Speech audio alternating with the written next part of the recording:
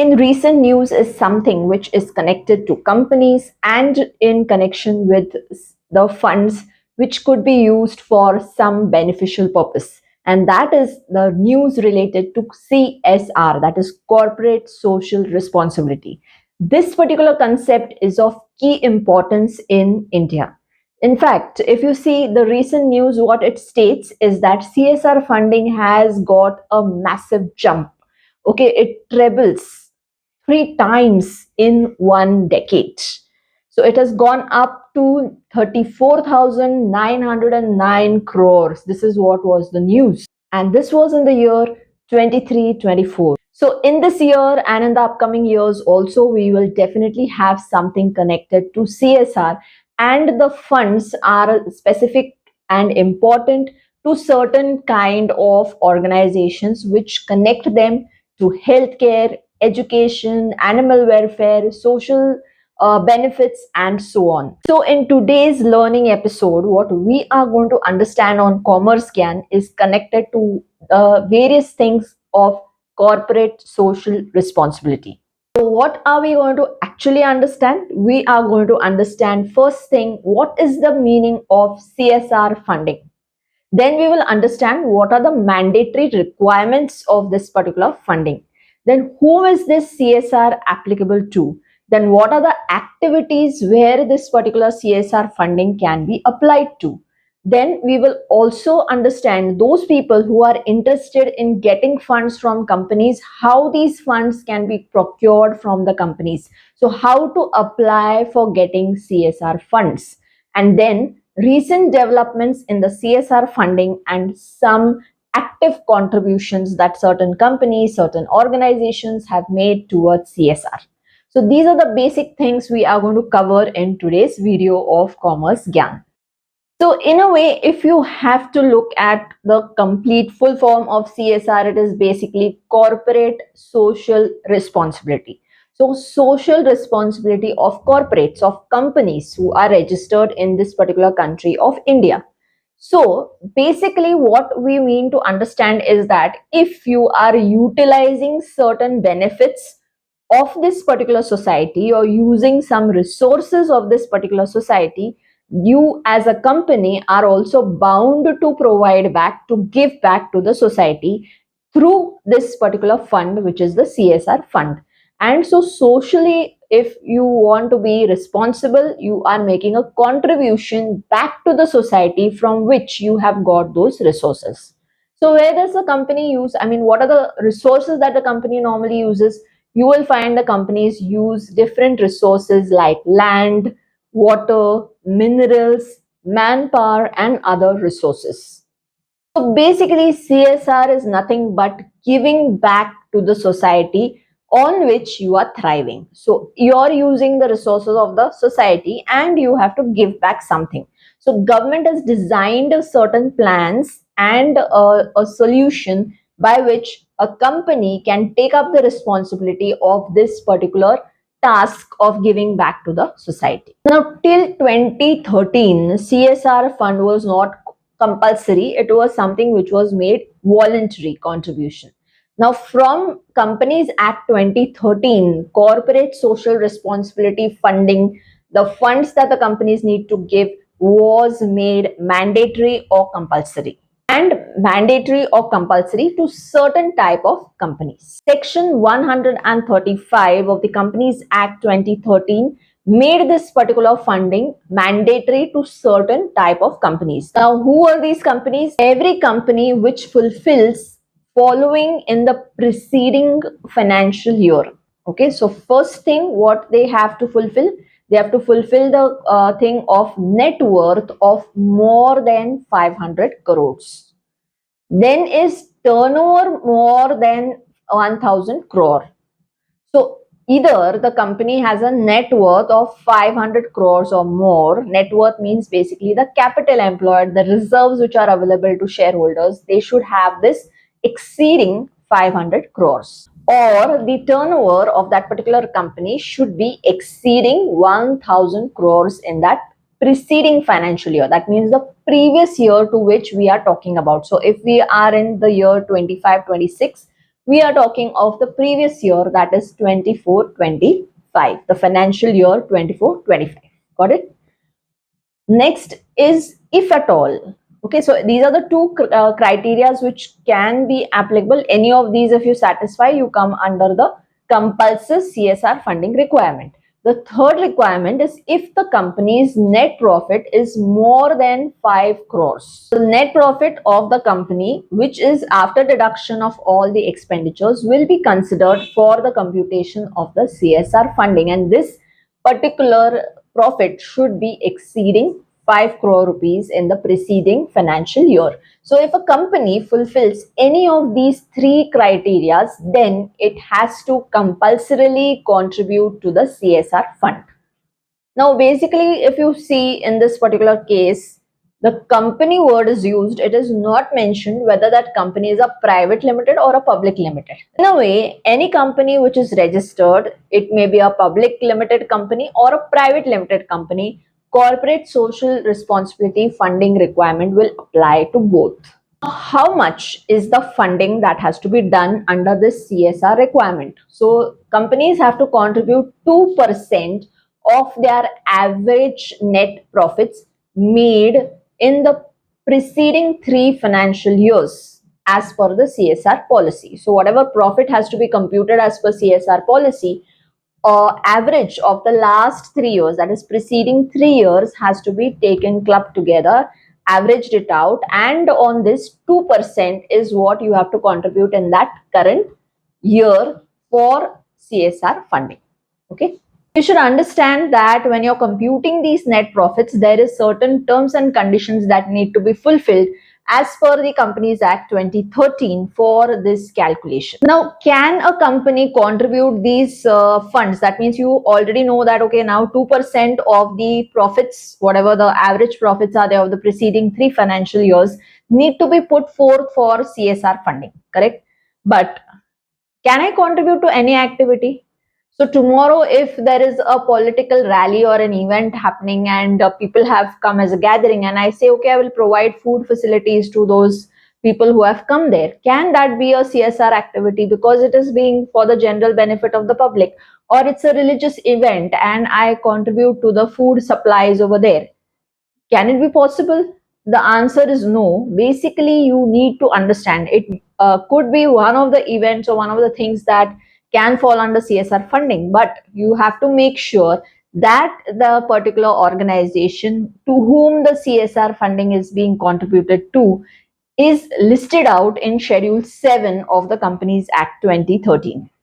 This particular Schedule 7 gives you a list of activities that actually fall in the category of Schedule 7 to which a company may be contributing the funds in the form of CSR funding. So if that organization undertakes the listed activities, only then they become eligible for taking the CSR funds. Now, what are these activities or what are these categories of organization? What is the activity they should be doing for becoming eligible? So there are total 13 entries. Some examples have been listed out here. So some examples could be like eradication of poverty, educational service, improving on gender equality, safeguarding environment, protecting national heritage monuments, like those monuments are being like restored or doing something about it. Then maybe even cleanup drives over there. Then benefits to armed forces and their families, rural sports, contribute to PMNRF. PMNRF is what? Prime Minister National Relief Fund. So if you contribute to that fund also, it's fine. Then research and development activity. Now research and development in what categorization, what type of organization, all that is given in detail in this schedule. Then contribution to publicly funded universities, rural development projects. What are the rural development projects? Again, you need to check out.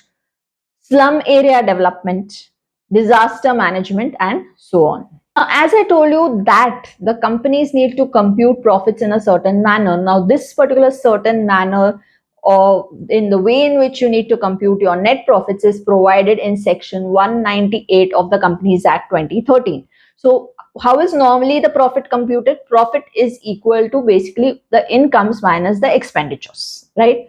But in the CSR profit computation, you have to exclude certain incomes and also certain expenditures. So you don't need to consider that as income, and some of the expenses cannot be claimed for the computation of net profit.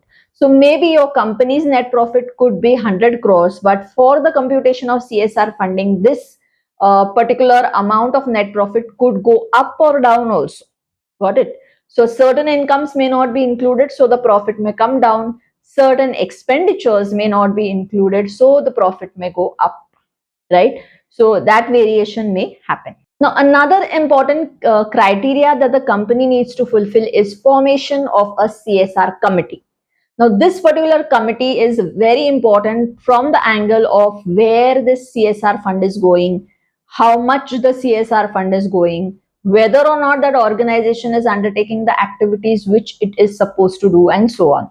So, this particular CSR committee is formed with 3 directors of that company, right? 3 directors in the company, of which one is an independent director. If it is a private limited company, that independent director category is removed. Don't need to do that, right? You can have your own directors also because of the privacy that needs to maintain about certain data of private limited companies. So that care is taken. But if you are a public limited company, definitely you should have one independent director. Now, what is an independent director? Independent director is basically the person who is not a part of the board of directors of that company in the normal case, normal situation, but is appointed externally. So, independent director means basically this person is not in the regular functionality or decision making of that company, but he comes there only for the specific purpose of CSR funding and CSR committee purpose. So what do they take care of? They take care of calculation of the CSR fund, how much to be contributed. Then they also look after which organization you need to contribute to. Then after that, they will also be looking at whether or not that organization is actually using the funds for the given purpose. So if that is listed out in Schedule 7, whether or not that organization is actually carrying on that activity. This is how the committee works. So currently, there is a good news that many companies are contributing to the CSR funding, and there is a lot of focus on 2 major areas. One is health and second is education.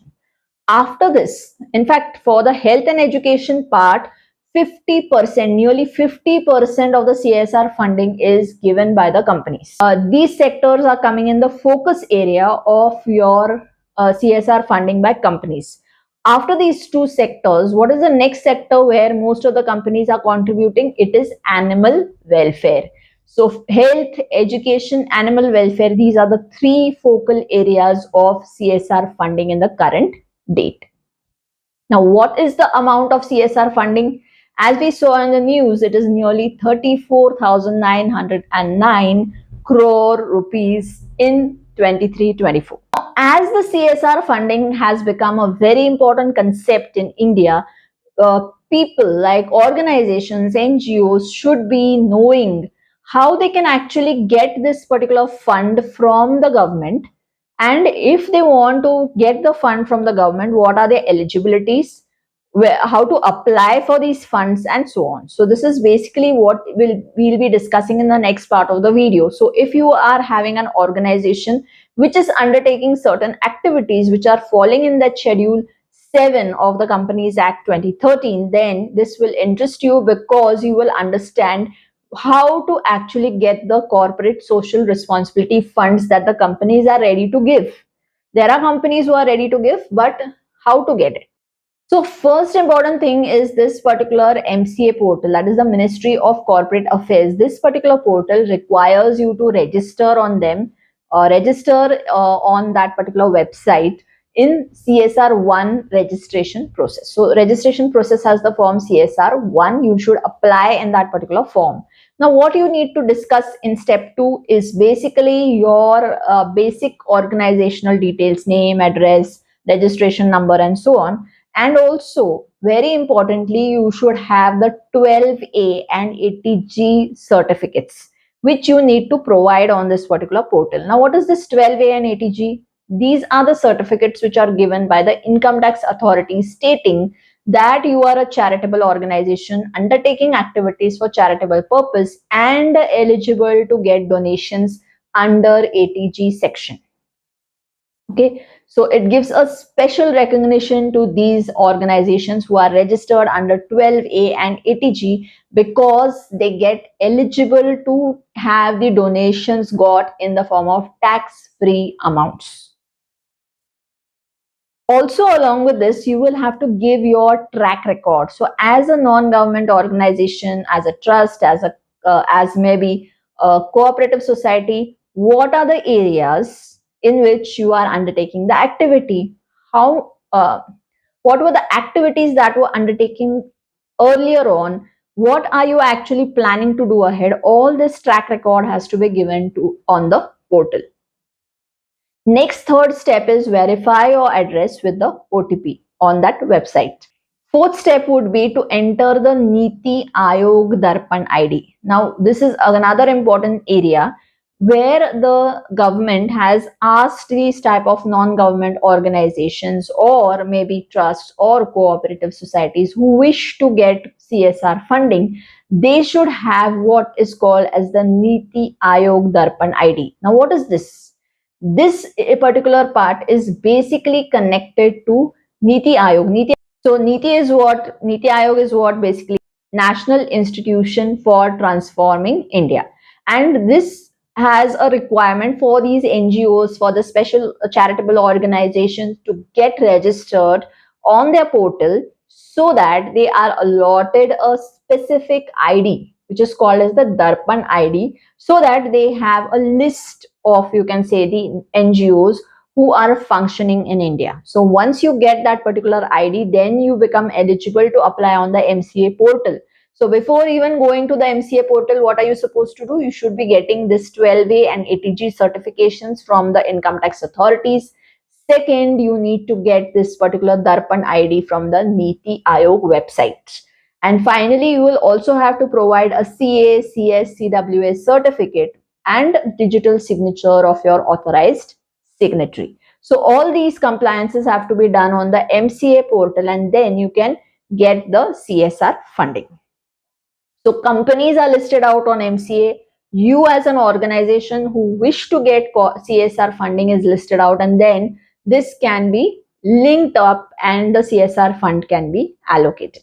Hopefully this particular video helps you to understand whether or not the CSR fund requirement is applicable to your company or not. If yes, then what would be the things that you need to bear in mind? And if at all you are a person or you're an organization basically seeking or wanting to go for CSR funding, you want to get the CSR funding, then whether or not you are eligible to get it or not, and if you are eligible, how to apply for getting this particular fund. This is what we have discussed, and hopefully this has been understood, at least the basic part of it, so that you get a general idea before going for these funds. So hopefully this video helps you ahead, and we will be making such interesting topics we will be discussing on this particular platform of this channel of Commerce Gyan. If you like this particular video, do press the like button, put your comment, what you have felt, what you think about this particular topic. And if you wish to have any further discussions on any specific topic connected to finance, law, or in case of economics or commerce. So if you haven't joined the journey of Commerce Gyan, do subscribe to our channel, and hope to see you in the next video of Commerce Gyan. Thank you.